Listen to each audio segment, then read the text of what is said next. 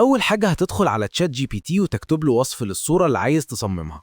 مثلا لو عندك فكرة الإعلان زي صورة لشخصية معينة أو منتج معين، هتكتب وصف تفصيلي للصورة في تشات جي بي تي.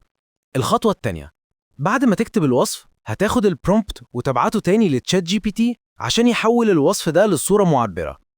لو عندك صورة جاهزة تقدر ترفعها على تشات جي بي تي وتطلب منه يكتب لك برومبت لتحريك الصورة بطريقة السي جي آي. الخطوة الثالثة، هتاخد البرومبت أو الصورة الجاهزة وتحطها على موقع بيكسيفيرس. الموقع ده عنده واجهة بسيطة جدا، كل اللي عليك هو رفع الصورة وتفعيل المؤثرات الصوتية اللي هتضيفها. المؤثرات الصوتية زي الموسيقى أو الصوت الخلفي هتكون مدمجة مع الفيديو عشان يطلع الفيديو مع تأثيرات رائعة. الخطوة الرابعة، بعد ما ترفع الصورة وتفعل المؤثرات الصوتية هتستنى أقل من دقيقة والفيديو هيكون جاهز.